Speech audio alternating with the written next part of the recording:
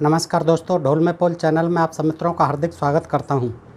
दोस्तों, रामचंद्र जी और कृष्ण जी के जन्म के बारे में बड़ी भ्रांतियां हैं।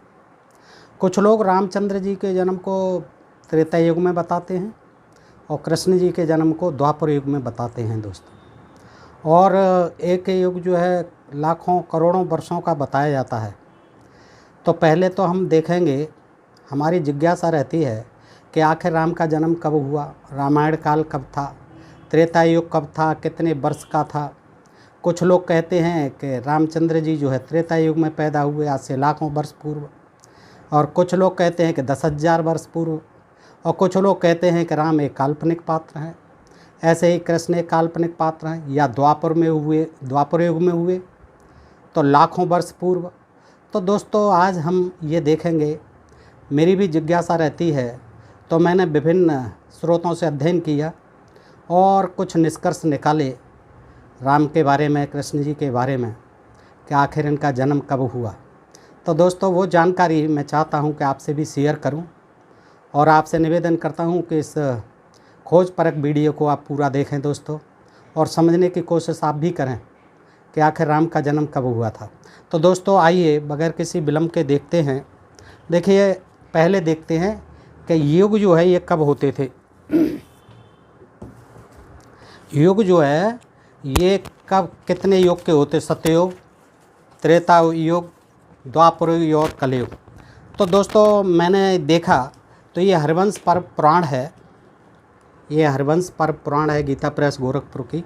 इसमें 8वां अध्याय है, पृष्ठ 50 पर। तो इसमें इस संबंध में जानकारी दी हुई है कि मनुष्यों के मान से, इसमें वैशंपायन जी बता रहे हैं जन्मेजय जी को, कि मनुष्यों के मान से जो एक वर्ष कहा गया है, मनुष्यों के मान से यानी मनुष्यों का जो एक वर्ष का मान है, वह देवताओं का एक दिन रात होता है।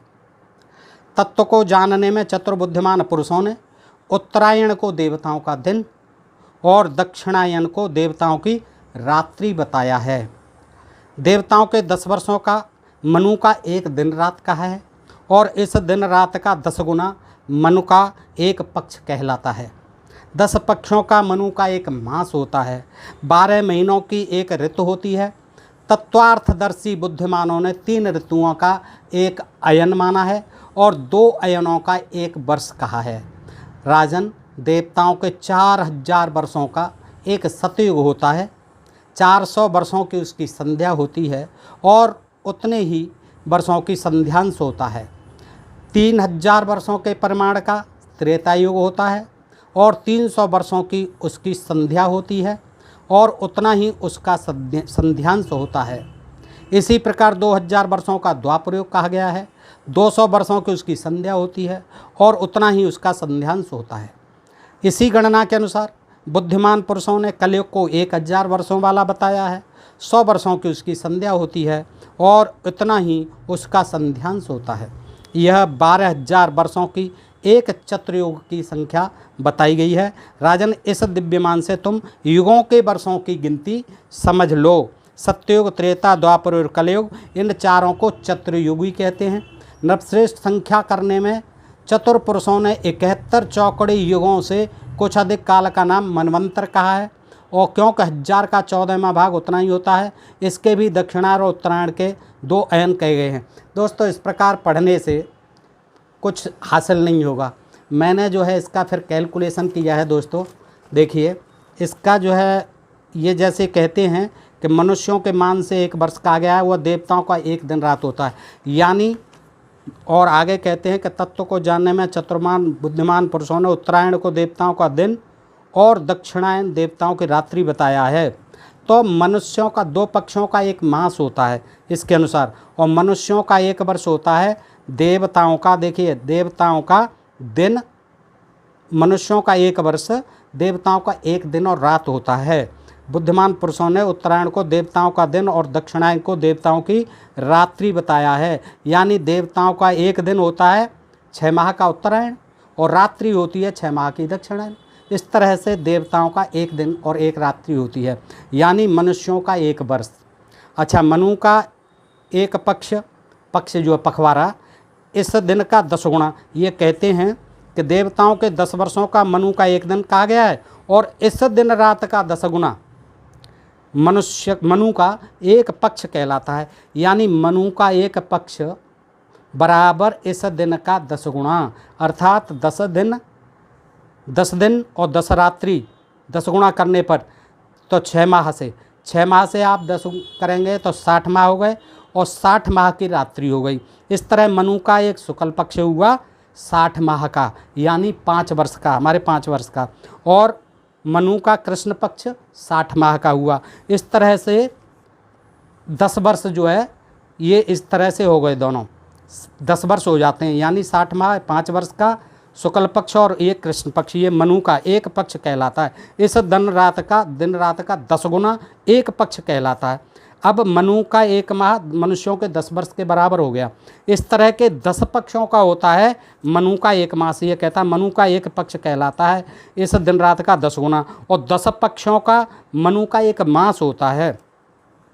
तो मनु का एक माह बराबर मनुष्यों के 10 वर्ष। इस तरह के 10 पक्षों का होता है मनु का एक मास, अर्थात एक पक्ष बराबर 5 वर्ष का, 10 पक्ष बराबर 50 वर्ष, यानी 50 वर्ष का यानी 10 पक्ष का मनु का एक महीना होता है। इस तरह के 12 महीना एक ऋतु कहलाते हैं। आगे कहते हैं वो कि 10 पक्षों का मनु का एक मास होता है, 12 महीनों की एक ऋतु होती है। तो इस तरह से क्या होगा कि इस तरह के 12 महीनों की एक ऋतु होती है, तो 50 गुणा 12 यानी 600 वर्षों की एक ऋतु हुई। 3 ऋतुओं का होता है एक अयन। आगे कहते हैं वो कि तत्वार्थदर्शी बुद्धिमानों ने 3 ऋतुओं का एक अयन माना है, यानी एक अयन दक्षिणा या उत्तरायण। तो 3 ऋतुओं का होता है एक अयन, तो एक अयन बराबर 600 गुणा 3 यानी 1800 वर्ष। 18 वर्षों का एक अयन हुआ। अच्छा आगे चलते हैं। आगे इसी के अनुसार वो कहते हैं कि 2 अयनों का होता है एक वर्ष। तो एक अयन बराबर 18 वर्ष, तो 2 अयन बराबर 3600 वर्ष। यानी देवताओं का एक वर्ष मनुष्यों के 3600 वर्ष के बराबर हुआ। एक वर्ष मनुष्यों के 36, हमारे 3600 वर्ष, तो देवताओं का एक वर्ष। तत्वार्थदर्शी बुद्धिमानों ने 3 ऋतुओं का एक अयन माना है और 2 अयनों का एक वर्ष का है। अब आगे चलते हैं कि राजन देवताओं को 4000 वर्षों का एक सतयुग होता है, यानी देवताओं को 4000 वर्षों का सतयुग होता है। तो 3600 से गुणा कर देंगे हमारे से, 3600 गुणा 4000, तो ये हो जाता है 1,44,00,000, इकाई दाई सैकड़ा हज़ार 10,00,000 10,00,000 करोड़, 1,44,00,000 वर्ष का हो जाता है सतयुग। दोस्तों देखिए कैसे 4000 वर्षों का बताया गया है। देवताओं के 4000 वर्ष, हमारे 3600 से गुणा कर देंगे हम, तो 3600 गुणा 4000, इसी के अनुसार आकलन कर रहे हैं दोस्तों। तो 1,44,00,000 वर्ष का हो गया सतयुग। अच्छा अब 400 वर्षों की संध्या भी जुड़ेगी इसमें।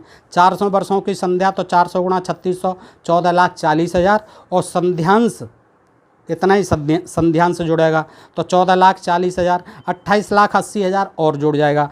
तो 1,44,00,000 में 28,80,000 जोड़ करके 1,72,80,000 वर्ष का सतयुग हो गया इसके अनुसार दोस्तों। अच्छा त्रेतायुग 3000 वर्षों का होता है। देखिए आगे कहते हैं 4000 वर्षों की उसके संध्या होते हैं, इतना ही उसका सद्यांश होता है। 3000 वर्षों के परिणाम का त्रेतायुग होता है, और 300 वर्षों की उसके संध्या और उतना ही उसका संध्यांश होता है। तो इसी तरह से दोस्तों 3000 वर्षों का त्रेतायुग में 3000 वर्षों का होता है, तो त्रेता 3600 से गुणा कर देंगे, तो 3000 का ये आता है 1,00,00,000 इकाई दाई सैकड़ा हज़ार 10,00,000 1,08,00,000 1,08,00,000, और इसका संध्यांश करेंगे 300 संध्या और संध्यांश, तो 10,80,000 प्लस 10,80,000 यानी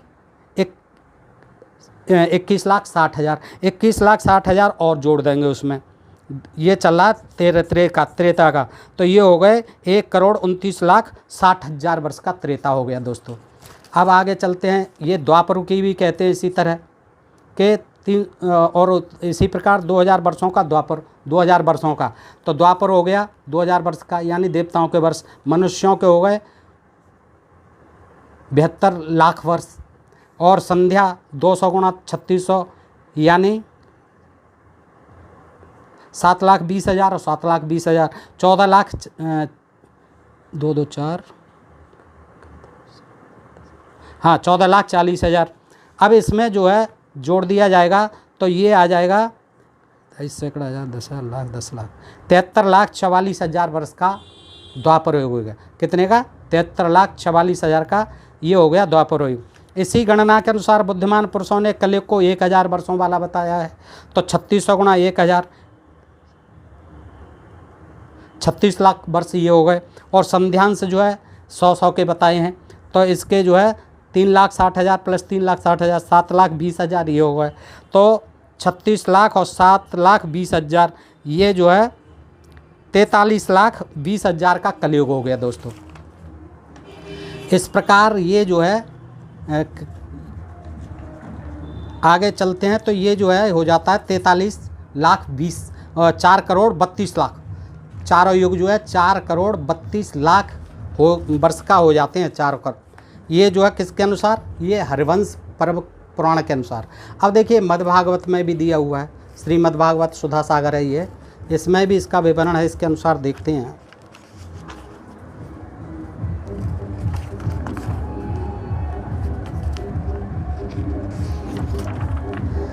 इसमें मैत्रेय जी बता रहे हैं विदुर जी को कि विदुर जी सत्ययुग, त्रेता, द्वापर और कलियुग ये 4 युग अपनी संध्या और संध्यांशों के सहित देवताओं के 12 सहस्त्र वर्ष तक रहते हैं, ऐसा बतलाया गया है। मैत्रेय जी कहते हैं इन सत्याद 4 युगों में क्रमशः 4, 3, 2 और 1 सहस्त्र दिव्य वर्ष होते हैं। दिव्य वर्ष यानी देवताओं के वर्ष होते हैं। और प्रत्येक में जितने सहस्त्र वर्ष होते हैं उससे दुगुने 100 वर्ष उनकी संध्या और संध्यांशों में होते हैं। युगों की आदि में संध्या होती है, आदि में शुरू जब होता है तो संध्या होती है और अंत में संध्यांश होता है। जब जाने को होता है वो युग बीतने को होता है तो संध्यांश होती है। इतने युग की इसमें जो बताएं वर्षों की, युगों की आदि में संध्या होती है और अंत में संध्यांश होता है। इनकी वर्ष गणना सैकड़ों की संख्या में बतलाई गई है। इनके बीच का जो काल होता है उसी को कालवेत्ताओं ने युग कहा है। प्रत्येक युग में एक एक विशेष धर्म का विधान पाया जाता है। सतयुग के मनुष्यों में धर्म अपने 4 चरणों में रहता है, फिर अन्य युगों में अधर्म की वृद्धि होने से उसका एक एक चरण क्षीण हो जाता है। तो इस तरह से ये जो है देवताओं के 12 सहस्त्र वर्ष बताए हैं 4 युग के। तो दोस्तों इसकी हम गणना करते हैं तो देखिए श्रीमद्भागवत के अनुसार 12,000 दिव्य वर्षों को हम जो 3600 से गुणा कर देते हैं तो ये भी बैठते हैं 4 करोड़ 32 लाख। जैसे उससे ये टैली हो जाता है श्री हरिवंश पुराण से, इसके चारों जो है 4 करोड़ 32 लाख के हो जाती है चतुर्युगी। अब आगे चलते हैं दोस्तों।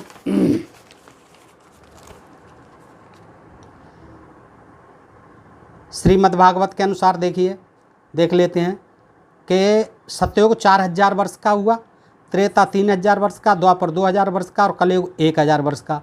इस तरह से 3600 गुणा 4,000, 3600 गुणा 3,000, 3600 गुणा 2,000, 3600 गुणा 1,000 ये हो जाता है 3 करोड़ 60 लाख। और फिर इसमें संध्यांश भी जोड़ देते हैं 800 गुणा 3600, 600 गुणा 3600 प्लस 400 गुणा 3600 प्लस 200 गुणा 3600। इस तरह से ये भी हो जाते हैं दोस्तों। तो ये जोड़ते हैं हम, ये हो जाते हैं 72 लाख। 72 लाख संध्या और संध्यांश और 3 करोड़ 60 लाख वो हो जाते हैं। तो देखिए ये भी 4 करोड़ 32 लाख हो जाते हैं, टैली हो जाता है ये श्रीमद्भागवत से, हमारा जो हरिवंश पुराण से। तो इस तरह से आपने देखा। अच्छा सूर्य सिद्धांत है, सूर्य सिद्धांत जो कि अपनी विशुद्धता के कारण सारे भारत में प्रयोग में लाया जाता है। सूर्य सिद्धांत क्या कहता है कि सूर्य सिद्धांत कहता है कि सतयुग जो है 17,28,000 वर्ष का होता है और त्रेता 12,96,000 वर्ष का होता है और द्वापर 8,64,000 वर्ष का होता है और कलयुग 4,32,000 वर्ष का होता है। ये जो है सूर्य सिद्धांत के अनुसार है। ज्योतिषी जो है इसको मानते हैं सूर्य सिद्धांत को और वो इसी के अनुसार जो गणना करते हैं ज्योतिष में।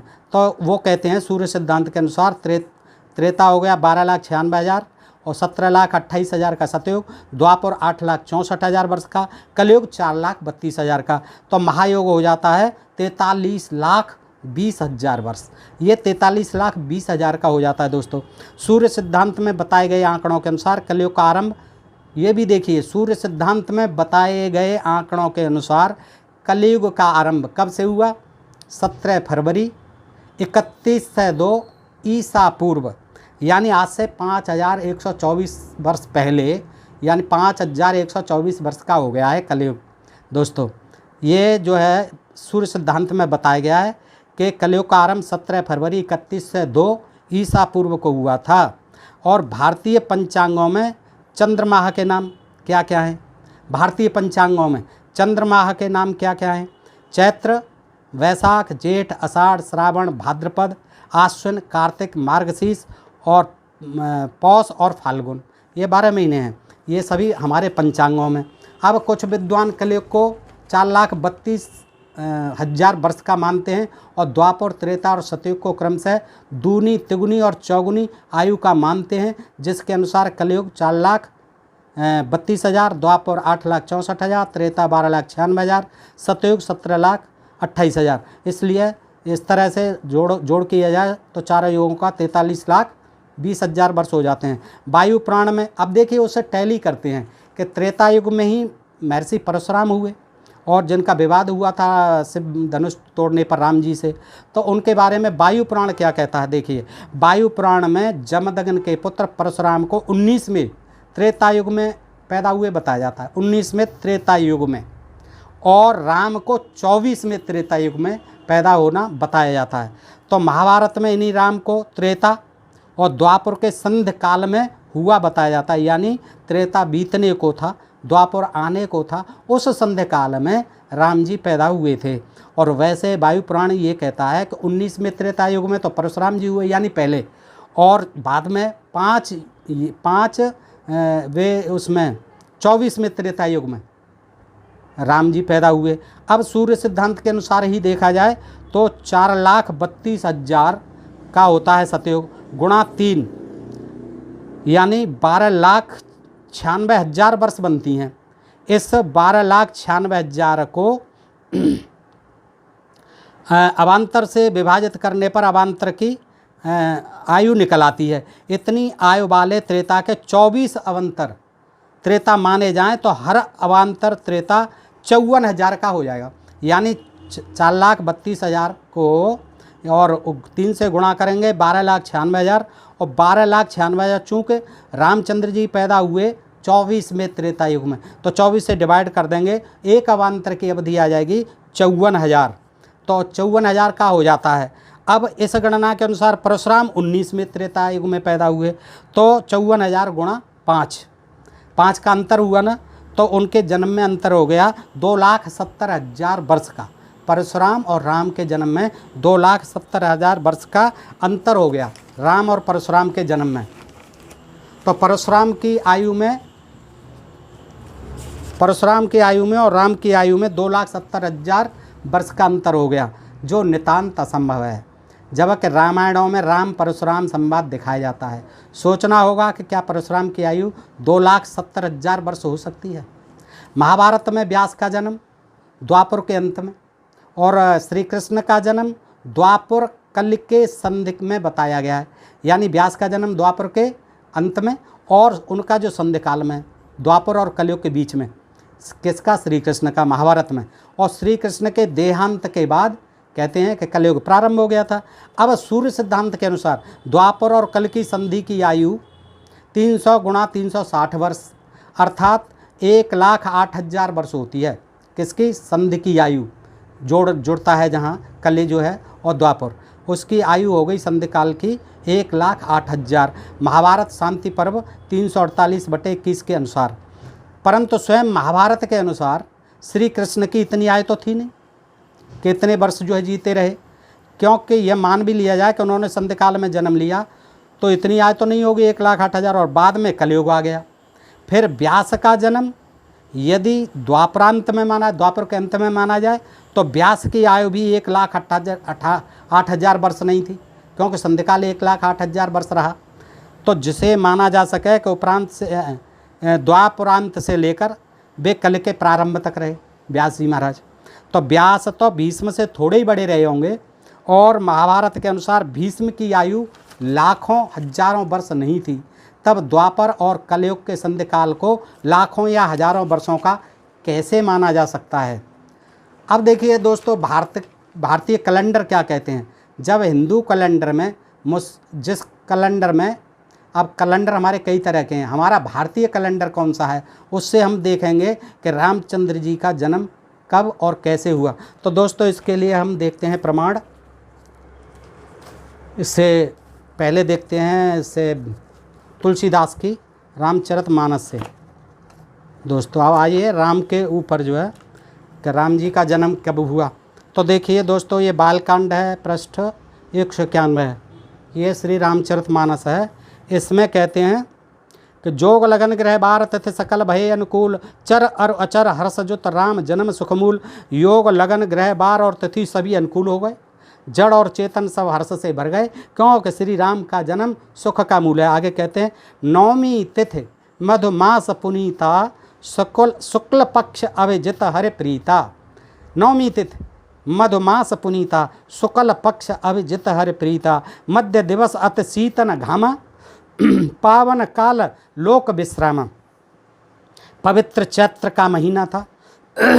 यद्यपि यहाँ जो मधुमास लिखा गया है, और मधुमास जो है वेदकालीन था। यजुर्वेद के काल में ऐसे नाम होते थे, पहले अलग नाम थे। मधु को फिर बाद में चैत्र महीना कहा गया है। तो यहाँ जो अर्थ किया गया है वो चैत्र का महीना दिखाया गया है। कुछ लोग कहते हैं कि ये चैत्र का महीना था, ये जो यजुर्वेद कालीन वेदकालीन था मधुमास, लेकिन यहाँ अर्थ में चैत्र का महीना। और हम सब जानते हैं, सुना है कि चैत्र के महीने की नवमी को ही जन्म मनाया जाता है उनका, रामनवमी। तो पवित्र चैत्र का महीना था, नवमी तिथि थी, शुक्ल पक्ष, और भगवान का प्रिय अभिजित मुहूर्त था। दोपहर का समय था, न बहुत सर्दी थी न धूप गर्मी थी। वह पवित्र समय सब लोगों को शांत देने वाला था। तो दोस्तों इस तरह से इसमें दिखाया। अब देखिए मध्य वाल्मीकि रामायण देख लेते हैं, इसमें क्या कहता है, राम जी का जन्म कब दिखाता है वाल्मीकि रामायण। तो ये 18 सर्ग है दोस्तों, 18वां सर्ग है, और बालकांड है। इसमें जो दिया हुआ है पृष्ठ 69, ये जो है श्री मध्य वाल्मीकि रामायण। इसमें देखिएगा ये कहते हैं कि एवं विसर्ज्य तान सर्वान् राजा संपूर्ण मानस उवास सुखितस्त्र पुत्रोत्पत्ति विचिंदयन। इस प्रकार उन सब अतिथियों को विदा करके सफल मनोरथ हुए राजा दशरथ पुत्रोत्पत्ति की प्रतीक्षा करते हुए वहाँ बड़े सुख से रहने लगे। और ततो यज्ञ समाप्ते तो ऋतूनाम षट समुत्तयो, और ततश्चुम द्वादशे मासे चैत्रे नावम के तिथो नक्षत्रे आदित्य दैवत्ये सोच्चम संस्थे पंचसा गृहेषु कर्कटे लग्ने वाक्यता विंदुना सह। 8वां श्लोक आगे लिखते हैं, प्रोद्यमाने जगन्नाथम सर्वलोकनम कृतम और कौसल्या जन यद रामम दिव्य लक्षण संयुतम। 10वां श्लोक। तो इसका अर्थ देखते हैं, यज्ञ समाप्ति के पश्चात जब 6 ऋतुएं बीत गईं, तब 12वें मास के वर्ष में चैत्र के शुक्ल पक्ष की नवमी तिथि को पुनर्वसु नक्षत्र, इसमें पुनर्वसु नक्षत्र दिया है, वहाँ अभिजित नक्षत्र दिया है, एवं कर्क लगन में कौशल्या देवी ने दिव्य लक्षणों से युक्त सर्वलोक वंदित जगदीश्वर श्री राम को जन्म दिया। उस समय सूर्य मंगल शनि गुरु और शुक्र ये 5 ग्रह अपने अपने उच्च स्थान में विद्यमान थे, तथा लग्न में चंद्रमा के साथ बृहस्पति विराजमान थे। तो दोस्तों इस तरह से चैत्र का महीना, शुक्ल पक्ष और नवमी तिथि ये जो है इनमें दिया हुआ है। अब दोस्तों इस तरह से हम देखते हैं कि ये चैत्र का महीना और अगहन का महीना जो है, और भादों का महीना कृष्ण से भी जोड़ा जाता है। कृष्ण जी का जन्म भाद्रपद में हुआ, भादों में अष्टमी को। तो ये देखते हैं कि ये चैत्र का महीना और ये जो है कब से चला, चैत्र वैशाख ये महीने कब से प्रारंभ हुए, क्योंकि त्रेता में नहीं है, ऐसा कोई कैलेंडर नहीं था, सतयुग में कोई कैलेंडर नहीं था, और द्वापर में भी ऐसा कोई कैलेंडर नहीं था, और कोई महीने नहीं थे। ये महीने जो है पैदा कब से हुए इस तरह के, और ये देखने की चीज़ है। इससे हमें कुछ मालूम पड़ सकेगा कि राम जी का जन्म कब हुआ, कृष्ण जी का जन्म कब हुआ। तो आइए हम कैलेंडर देखते हैं कि ये कैलेंडर कब से प्रारंभ हुए। तो भारतीय कैलेंडर कौन सा माना जाता है? भारतीय कैलेंडर उसे कहते हैं जिस कैलेंडर में हिंदू, मुस्लिम, सिख, ईसाई, बौद्ध, जैन त्यौहार और राष्ट्रीय छुट्टियां शामिल हों, तो वह भारतीय कैलेंडर के रूप में जाना जाता है। भारत का राष्ट्रीय पंचांग कैलेंडर क्या है? ग्रेगरियन कैलेंडर के साथ, अंग्रेजी कैलेंडर के साथ विक्रम संवत वाला एक तो, और एक जो है हमारा शक संवत वाला कैलेंडर है, शक संवत और विक्रम संवत। और इनके महीने ही चैत्र वैशाख ज्येष्ठ आषाढ़ श्रावण भाद्रपद आश्विन कार्तिक मार्गशीर्ष माह फागुन, ये जो है जब से चले हैं ये कैलेंडर शक संवत और विक्रम संवत, इनके महीने हैं ये। अब ये देखना है कि ये शक संवत और विक्रम संवत कब से प्रारंभ हुए। तो शक संवत कब से प्रारंभ हुआ, इसी को माना जाता है प्रमुख रूप से। शक संवत भारत का प्राचीन संवत है जो 78 ईस्वी से आरंभ होता है, 78 ईस्वी से आरंभ होता है। शक संवत भारत का राष्ट्रीय कैलेंडर है। शक संवत के विषय में माना जाता है कि इसे उज्जैनी के क्षत्रप चेष्टन ने प्रचलित किया था। शक राज्यों को चंद्रगुप्त विक्रमादित्य ने समाप्त कर दिया था, पर उनका स्मारक शक संवत अभी तक भारतवर्ष में चल रहा है। विक्रम संवत के 135 वर्ष बाद राजा सालिवाहन ने शक संवत का प्रारंभ किया और भारत सरकार ने भी 1957 में इसको घोषित किया है और भारत सरकार ने भी इसी संवत को मान्यता दी। इसका आरंभ 22 मार्च से होता है, यानी हिंदू चैत्र मास से होता है। ये हम और आप सब जानते हैं दोस्तों। विक्रमी संवत भी चलता है हमारे यहाँ। तो हिंदू पंचांग में समय गणना की प्रणाली का नाम है। यह संवत 57 ईसा पूर्व आरंभ हुआ था, विक्रम संवत, यानी ईसा से 57 वर्ष पूर्व। इसका प्रणेता सम्राट विक्रमादित्य को बताते हैं। कालिदास सम्राट विक्रमादित्य के दरबारी कवि थे। 12 महीने का एक वर्ष और 7 दिन का एक सप्ताह रखने का प्रचलन विक्रम संवत से ही आरंभ हुआ। इसका शुभारंभ ईसा से 57 वर्ष पूर्व चैत्र शुक्ल पक्ष प्रतिपदा तिथि से माना जाता है। पंचांग में इसी प्रणाली का उपयोग किया जाता है। यह चंद्रमास पर आधारित है। चंद्रवर्ष का आरंभ चैत्र शुक्ल पक्ष तिथि से किया जाता है। अब आगे देख लेते हैं। लोकमान्य बाल गंगाधर तिलक की पुस्तक ओरायन के अनुसार आर्यों का समय, ओरायन लिखी बाल गंगाधर तिलक जी ने, उसके अनुसार आर्यों का समय शक संवत से लगभग 4000 वर्ष पहले ठहरता है। शक संवत जो प्रारंभ हुआ है उससे 4000 वर्ष पहले ठहरता है। यजुर्वेद काल में, यजुर्वेद का जो काल था, वेदों का जो काल था, भारतीयों ने मासों के नाम क्या बताते हैं। देखिए यजुर्वेद काल में मधु, माधव, शुक्र, शुचि, नमस, नमस्य, इस, ऊर्ज, सहस्र, तपस, तपस्य, ऐसे 12 नाम थे दोस्तों। कब? 4000 वर्ष पहले। आज से मान लीजिए लगभग 6000 वर्ष पहले ओरायन के अनुसार, जो बाल गंगाधर तिलक ने लिखी, उसके अनुसार आज से लगभग 6000 वर्ष पहले वेदों का समय था। और वेदों के समय में ये चैत्र और वैशाख, यानी आज से 6000 वर्ष पूर्व ये महीने चलते थे। मधु, माधव, शुक्र, शुच, नमस, नमस्य, इस, ऊर्ज, सहस्र, तपस, तपस्य, इस तरह के नाम चलते थे।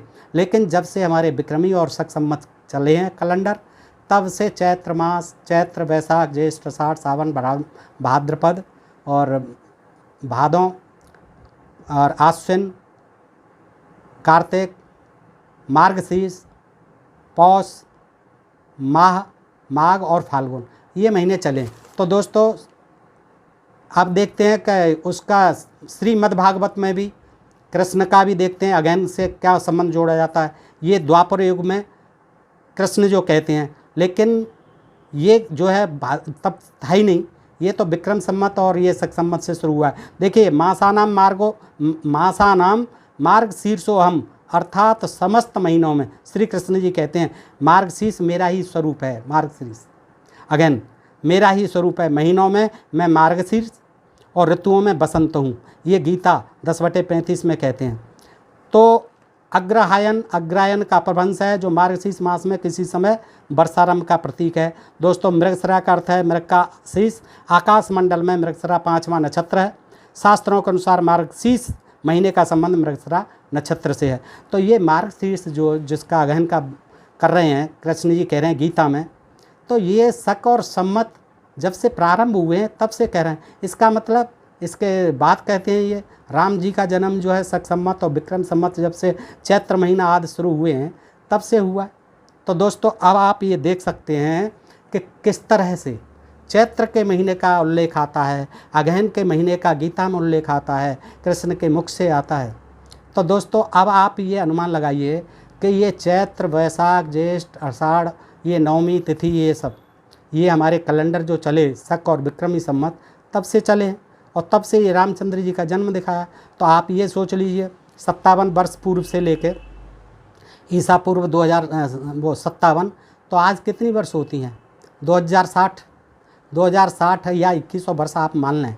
इसके बीच में ही रामचंद्र जी का जन्म हुआ है, कृष्ण जी का जन्म हुआ है। और ये मैं नहीं कहता दोस्तों, ये सब जांच कहती हैं आपकी, मैंने जो जांच की है, खोज की है, आप स्वयं देखिए कि वो कहते हैं, बाल गंगाधर तिलक जी भी कहते हैं कि 6000 वर्ष पूर्व यजुर्वेद काल में ये महीने मैंने बताए आपको, मधु माधव आदि जो महीने होते थे, और ये चैत्र वैशाख आदि महीने तो शक सम्मत और ये विक्रम सम्मत में गिने गए हैं, लिखे गए हैं। तो दोस्तों इस तरह से ये वाल्मीकि रामायण में और इसमें तुलसी के रामचरितमानस में जो बार बार चैत्र महीने का उल्लेख दिया है, गीता में स्वयं कृष्ण ने अगहन का वर्णन किया है कि महीनों में मार्गशीर्ष हूँ। तो दोस्तों इस तरह से तो ये प्रतीत होता है कि तब द्वापर युग में और त्रेता युग में तो दूर दूर तक ये कैलेंडर नहीं थे, ये महीने ही नहीं थे, और ये महीने अप्रारंभ हुए विक्रम सम्मत और शक सम्मत के बाद। तो देखिएगा मेरी ये खोज। और देखिए बुद्ध, इससे पूर्व तो बुद्ध का जन्म हो चुका है या महावीर का जन्म हो चुका है। महावीर जो है ईसा पूर्व 599 में पैदा हुए, बुद्ध जो है 563 ईसा पूर्व पैदा हुए, और फिर सिकंदर का आक्रमण हो गया 326 ईसा पूर्व, और उसके बाद जो है चैत्र महीने ये जब शुरू होते हैं, चैत्र वैशाख ये कैलेंडर जो हमारे विक्रम सम्मत और ये शक सम्मत, शकों के शासन के बाद, विक्रमादित्य के शासन के बाद। तो नंद वंश का शासन भी 344 ईसा पूर्व से 322 ईसा पूर्व रहा, और अशोक का शासनकाल 304 से 232 ईसा पूर्व रहा। मौर्यों का शासनकाल 321 से ईसा पूर्व से 285 ईसा पूर्व रहा, और शकों का शासनकाल 205 ये पूर्व से और 220 तक रहा है। 20 ईसा पूर्व से 20 ईसा तक रहा है। किसका? शकों का शासनकाल। और गुप्त काल जो है 320 ईस्वी से 335 ईस्वी तक रहा है। चंद्रगुप्त विक्रमादित्य का शासनकाल 375 ईस्वी से 414 ईस्वी तक रहा है। और गुप्त गुलाम वंश फिर आया, गुलाम वंश आ जाता है, कुतुबुद्दीन ऐबक प्रथम शासक रहा 1206 से 1290, 84 वर्ष उसने शासन। तो दोस्तों इस तरह से तो देखा जाए तो त्रेता युग और द्वापर युग और कलयुग इससे कोई संबंध ही नहीं होता।